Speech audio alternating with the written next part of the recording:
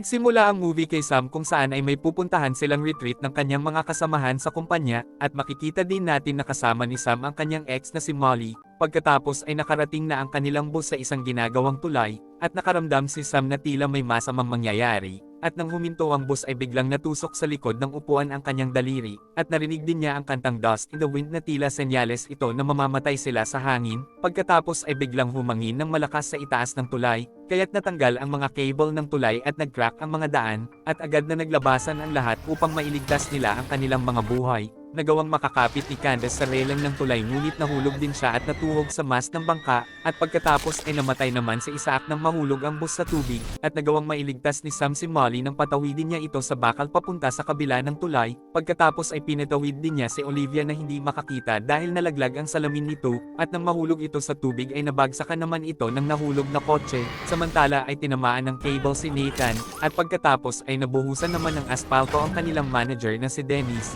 at nagawang makakapit nila Sam at Peter sa railing. Nang biglang bumagsak ang gitna ng tulay, sinubukan nilang pumanik ngunit biglang nagbagsakan naman ang mga iron rod sa isang crack, kaya tumuhog ang mga ito sa katawan ni Peter.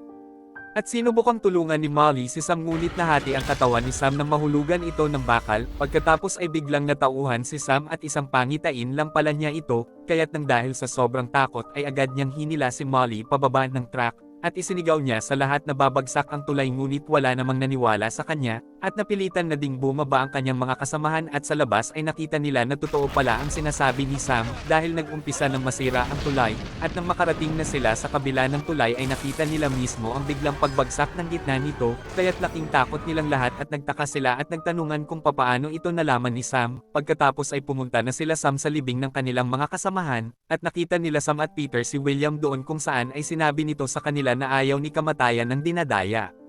Samantala ay nagpa-practice naman si Candace sa isang gym at kasama niya doon ang boyfriend niyang si Peter. Pagkatapos ay makikitang lumuwag at nalaglag ang tornilyo sa exhaust fan, at nahulog ito sa balance beam, at nang matapakan ito ng isang nagpa-practice ay tinamaan nito ang chalk ball, kaya't napwing at nagpaikot-ikot si Candace at nabali ang katawan nito pagbagsak sa sahig, kaya't laking gulat ni Peter na makita niya ito. Samantala ay pinatulog si Isaac nang nagmasahe sa kanya matapos siya nitong tusukan ng mga karayom sa katawan. Pagkatapos ay nahulugan ng baga ng insenso ang towel na may alcohol kaya't nag-apoy ito, at nang magpanik si Isaac ay nahulog siya sa massage table at bumaon ang mga karayom sa kanyang katawan, at nang madulas ay bumagsak ang estatwa ng Buddha sa kanya, kaya't nadurog ang kanyang ulo. At pagpunta nila Sam sa spa ay nakita na naman nila si William doon. Pagkatapos ay sinabi nito na pinatay ni kamatayan ang dalawan niyong kasamahan dahil nakaligtas sila sa isang sakuna na dapat nilang ikinamatay, at upang makaligtas kayo ay kailangan niyong pumatay ng isang tao upang nakawin ang natitira nilang mga buhay. At sinabi ni Sam na mamamatay silang lahat maliban kay Molly dahil nailigtas niya ito sa pagbagsak ng tulay. Pagkatapos ay biglang nagalit si Peter at sinabing namatay si Candace at bakit si Molly ay hindi, at alam na nila ngayon ang pagkakasunod-sunod kung sino ang mamamatay sa kanila, kaya't agad silang umalis upang sabihin kay Olivia na siya na ang susunod, at makikitang nanginginig sa takot si Olivia dahil isasagawa na sa kanya ng kanyang doktor ang laser surgery para sa kanyang mata, kaya't nang dahil sa takot ay natanggal niya ang isang mata ng teddy bear na akap niya, at umalis ang doktor upang kuhanin ang kanyang record, at nang mahulugan ng basong may tubig ang saksakan ay nag-short ang laser machine, kaya tumaas ang power nito. Pagkatapos ay nasunog ng laser ang isang mata at isang kamay ni Olivia, at pagkababa niya ay natapakan niya ang mata ng teddy bear kaya't nahulog siya at bumagsak sa isang kotse sa ibaba, at makikitang gumulong sa daan ang natanggal niyang isang mata. Samantala ay nakaaway ni Nathan ang isa niyang kasamahan, at alam niya na siya na ang susunod na mamamatay kaya't itinulak niya si Roy upang ito ang tamaan ng malaking hook at mamatay, at pagkatapos ay pinuntahan siya nila Sam, at sinabi ni Peter sa kanya na aksidente lang ba talaga ito o talagang pinatay mo siya upang makaligtas ka sa kamatayan, at agad namang umamin sa kanila si Nathan, at naisip nila na ang boss na nila ang susunod, at pagkadating ng kanilang boss doon ay bigla itong tinamaan ng malaking liyabi sa mukha kaya't namatay ito. At dito ay nalaman na nila na totoo nga ang sinabi ni William, na upang maligtas sila sa kamatayan ay kailangan nilang pumatay ng isang tao. Kinagabihan habang nagdi-dinner sila Sam at Molly ay biglang dumating si Peter. Alam ni Peter na siya na ang susunod, at gusto niyang gawin ang ginawa ni Nathan upang makaligtas siya sa kamatayan, ngunit wala naman siyang makitang biktima, at ang gusto niyang patayin ngayon ay si Molly, kaya tinutukan niya ito ng kanyang baril ngunit iniligtas ni Sam si Molly, at nang marinig ni Jim ang putok ay agad itong pumasok sa loob. Samantala ay nagtago sila Sam at Molly sa kusina upang makatakas sila kay Peter. at inatake ni Peter si Sam kaya't nawalan ito ng malay. Hindi niya pinatay si Sam dahil wala naman ng silbi at siya na ang susunod. At pagkatapos ay hinanap niya si Molly, at nang makita niya si James ay binaril niya ito, ngunit gusto pa din niyang patayin si Molly dahil baka maging isang witness ito. Ngunit bago niya mapatay si Molly ay bigla siyang sinaksak ng pantuhog ng manok ni Sam, at dahil pinatay niya si Peter kaya't nalipat sa kanya ang natitirang buhay nito, kaya't nang dahil dito ay sobrang natuwa sila ni Molly dahil mabubuhay na silang magkasama sa Paris, at makaraan ng 2 linggo ay nag-book na sila ng flight papunta ng Paris, at nakita ni Sam na may 2 lalaking napababa sa eroplano dahil nagkaroon ang isang kasama nito ng pangitain, at ito ay sina Alex at si Carter. Pagkatapos ay lumipad na ang eroplano at narinig na naman ni Sam ang kantang Dust in the Wind sa kanyang headset, at nasugatan naman ang kanyang isang daliri kaya't bigla siyang kinabahan, ngunit huli na ang lahat dahil nakalipad na ang eroplano, at nang mag-apoy ang isang pakpak ng eroplano ay sumabog na ito kaya't nasunog at namatay na silang lahat. Samantala ay sinabi ng kasamahan ni Nathan na may brain aneurysm pala si Roy at maaaring mamatay na din ito anumang oras, kaya't napagtanto ni Nathan na delikado pa din siya. Pagkatapos ay bigla siyang binagsakan ng eroplanong sinasakyan nila Sam at Molly. At dito na po nagtatapos ang ating movie. Mag-subscribe ka na po Lods para sa magagandang mga movie na katulad nito. Maraming salamat po sa iyong panunood at pagsuporta. Ingat po palagi Lods. God bless.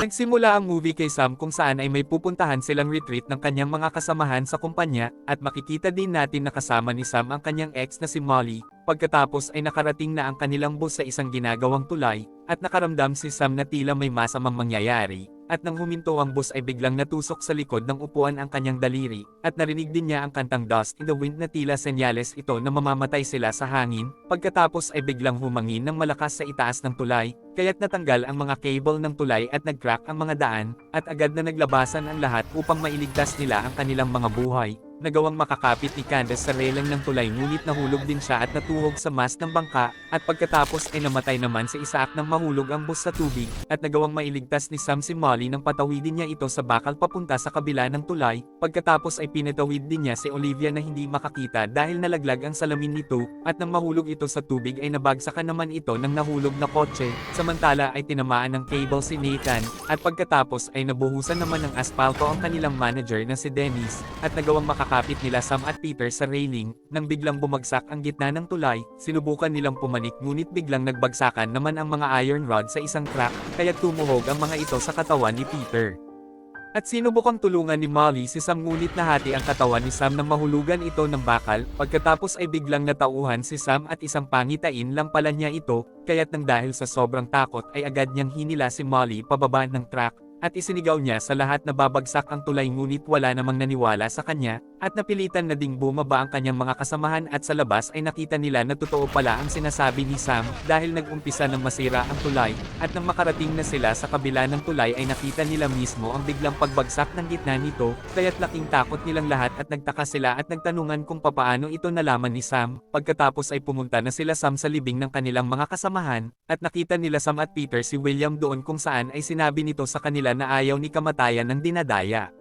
Samantala ay nagpa-practice naman si Candace sa isang gym at kasama niya doon ang boyfriend niyang si Peter. Pagkatapos ay makikitang lumuwag at nalaglag ang tornilyo sa exhaust fan, at nahulog ito sa balance beam, at nang matapakan ito ng isang nagpa-practice ay tinamaan nito ang chalk ball, kaya't napwing at nagpaikot-ikot si Candace at nabali ang katawan nito pagbagsak sa sahig, kaya't laking gulat ni Peter nang makita niya ito. Samantala ay pinatulog si Isaac nang nagmasahe sa kanya matapos siya nitong tusukan ng mga karayom sa katawan. Pagkatapos ay nahulugan ng baga ng insenso ang towel na may alcohol kaya't nag-apoy ito, at nang magpanik si Isaac ay nahulog siya sa massage table at bumaon ang mga karayom sa kanyang katawan, at nang madulas ay bumagsak ang estatwa ng Buddha sa kanya, kaya't nadurog ang kanyang ulo. At pagpunta nila Sam sa spa ay nakita na naman nila si William doon. Pagkatapos ay sinabi nito na pinatay ni kamatayan ang 2 niyong kasamahan dahil nakaligtas sila sa isang sakuna na dapat nilang ikinamatay, at upang makaligtas kayo ay kailangan niyong pumatay ng isang tao upang nakawin ang natitira nilang mga buhay. At sinabi ni Sam na mamamatay silang lahat maliban kay Molly dahil nailigtas niya ito sa pagbagsak ng tulay. Pagkatapos ay biglang nagalit si Peter at sinabing namatay si Candace at bakit si Molly ay hindi, at alam na nila ngayon ang pagkakasunod-sunod kung sino ang mamamatay sa kanila, kaya't agad silang umalis upang sabihin kay Olivia na siya na ang susunod, at makikitang nanginginig sa takot si Olivia dahil isasagawa na sa kanya ng kanyang doktor ang laser surgery para sa kanyang mata, kaya't nang dahil sa takot ay natanggal niya ang isang mata ng teddy bear na akap niya, at umalis ang doktor upang kuhanin ang kanyang record, at nang mahulugan ng basong may tubig ang saksakan ay nag-short ang laser machine, kaya tumaas ang power nito, pagkatapos ay nasunog ng laser ang isang mata at isang kamay ni Olivia, at pagkababa niya ay natapakan niya ang mata ng teddy bear kaya't nahulog siya at bumagsak sa isang kotse sa ibaba, at makikitang gumulong sa daan ang natanggal niyang isang mata. Samantala ay nakaaway ni Nathan ang isa niyang kasamahan, at alam niya na siya na ang susunod na mamamatay kaya't itinulak niya si Roy upang ito ang tamaan ng malaking hook at mamatay, at pagkatapos ay pinuntahan siya nila Sam, at sinabi ni Peter sa kanya na aksidente lang ba talaga ito o talagang pinatay mo siya upang makaligtas ka sa kamatayan, at agad namang umamin sa kanila si Nathan, at naisip nila na ang boss na nila ang susunod, at pagkadating ng kanilang boss doon ay bigla itong tinamaan ng malaking liyabi sa mukha kaya't namatay ito. At dito ay nalaman na nila na totoo nga ang sinabi ni William, na upang maligtas sila sa kamatayan ay kailangan nilang pumatay ng isang tao. Kinagabihan habang nagdi-dinner sila Sam at Molly ay biglang dumating si Peter, alam ni Peter na siya na ang susunod, at gusto niyang gawin ang ginawa ni Nathan upang makaligtas siya sa kamatayan, ngunit wala naman siyang makitang biktima, at ang gusto niyang patayin ngayon ay si Molly, kaya tinutukan niya ito ng kanyang baril ngunit iniligtas ni Sam si Molly, at nang marinig ni Jim ang putok ay agad itong pumasok sa loob, samantala ay nagtago sila Sam at Molly sa kusina upang makatakas sila kay Peter, at inatake ni Peter si Sam kaya't nawalan ito ng malay, hindi niya pinatay si Sam dahil wala naman ng silbi at siya na ang susunod, at pagkatapos ay hinanap niya si Molly, at nang makita niya si Jim ay binaril niya ito, ngunit gusto pa din niyang patayin si Molly dahil baka maging isang witness ito. Ngunit bago niya mapatay si Molly ay bigla siyang sinaksak ng pantuhog ng manok ni Sam, at dahil pinatay niya si Peter kaya't nalipat sa kanya ang natitirang buhay nito, kaya't nang dahil dito ay sobrang natuwa sila ni Molly dahil mabubuhay na silang magkasama sa Paris, at makaraan ng 2 linggo ay nag-book na sila ng flight papunta ng Paris, at nakita ni Sam na may 2 lalaking napababa sa eroplano dahil nagkaroon ang isang kasama nito ng pangitain, at ito ay sina Alex at si Carter. Pagkatapos ay lumipad na ang eroplano at narinig na naman ni Sam ang kantang Dust in the Wind sa kanyang headset, at nasugatan naman ang kanyang isang daliri kaya't bigla siyang kinabahan, ngunit huli na ang lahat dahil nakalipad na ang eroplano, at nang mag-apoy ang isang pakpak ng eroplano ay sumabog na ito kaya't nasunog at namatay na silang lahat.